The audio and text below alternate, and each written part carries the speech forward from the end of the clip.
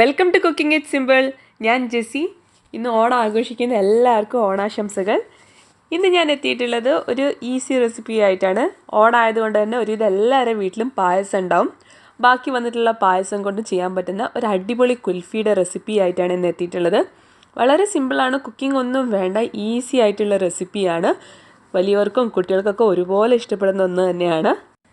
ഇതിനായിട്ട് നിങ്ങൾക്ക് പ്രത്യേകിച്ചൊരു മോൾഡോ അതായത് അച്ചോ ഒന്നും ആവശ്യമില്ല, ഈസി ആയിട്ട് തന്നെ തയ്യാറാക്കാം. അപ്പോൾ എല്ലാവരും തീർച്ചയായിട്ടും ഇതൊന്ന് ട്രൈ ചെയ്ത് നോക്കുക.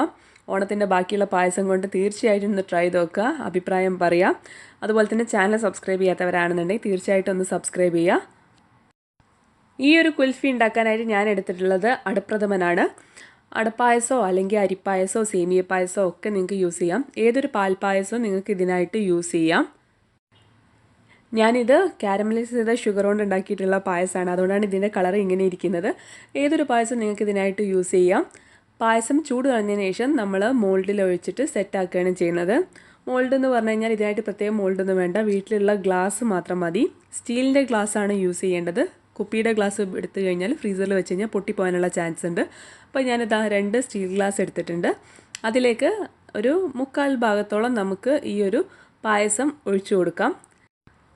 എൻ്റെ കയ്യിൽ നമ്മൾ ഐസ്ക്രീമിനൊക്കെ യൂസ് ചെയ്യുന്ന ആ ഒരു സ്റ്റിക്ക് ഉണ്ടായിരുന്നു, അതുകൊണ്ട് തന്നെ ഞാൻ ഈ ഒരു സ്റ്റിക്ക് ഇട്ടിട്ട് ഇത് ഫ്രീസറിൽ സെറ്റ് ആവാൻ വേണ്ടിയിട്ട് വെക്കുന്നുണ്ട്. മുകൾ ഭാഗം ഹാർഡാവുന്ന രീതിയിൽ സെറ്റ് ആവുന്ന അത്രയും ടൈം നമ്മളിത് ഫ്രീസറിൽ വെക്കണം. ഓവർനൈറ്റ് വെക്കുന്നതാണ് ഏറ്റവും നല്ലത്. ഇനി അങ്ങനെ ഒരു കോലി ഇല്ലാത്തവർക്ക് എന്താ ചെയ്യാമെന്ന് ഞാൻ പറഞ്ഞുതരാം. ഇതേപോലെ തന്നെ വേറൊരു ഗ്ലാസ്സിൽ നിങ്ങൾ ഒഴിച്ചിട്ട് സെറ്റ് ആവാനായിട്ട് ഫ്രീസറിൽ വെക്കുക. ഞാൻ തലേന്ന് രാത്രി ഇത് ഫ്രീസറിൽ വെച്ചിട്ടുണ്ടായിരുന്നു. പിറ്റേന്ന് ദിവസം രാവിലെ എടുത്തപ്പോൾ ഇങ്ങനെയാണ് ഉള്ളത്. നന്നായിട്ട് ഫ്രീസായിട്ട് വന്നിട്ടുണ്ട്. ഇനി ഇത് എളുപ്പത്തിൽ എങ്ങനെ ഗ്ലാസ്സിൽ നിന്ന് എടുക്കുക എന്നുള്ളത് കൂടെ ഞാൻ പറഞ്ഞുതരാം. നിങ്ങൾ ഈ കോല് പിടിച്ച് വലിക്കുകയാണെന്നുണ്ടെങ്കിൽ കോല് കയ്യിൽ ഊരിപ്പോരും. പകരം ചൂടുവെള്ളം നിറച്ചിട്ടുള്ള ഒരു ഗ്ലാസ്സിലേക്ക് ഈ ഒരു ഗ്ലാസ്സിനെ ഒന്ന് ഇറക്കി വെക്കുക. എന്നിട്ട് ഒന്ന് തിരിച്ചു കൊടുക്കുക.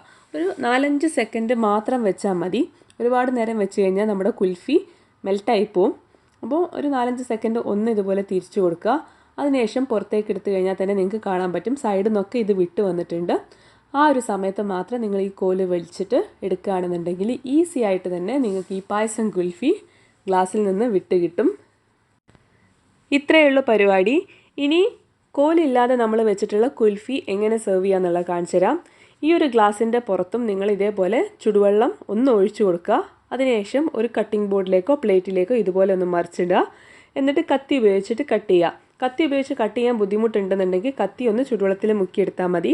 അപ്പോൾ ഈസി ആയിട്ട് തന്നെ കട്ട് ചെയ്തിട്ട് എടുക്കാനായിട്ട് പറ്റും.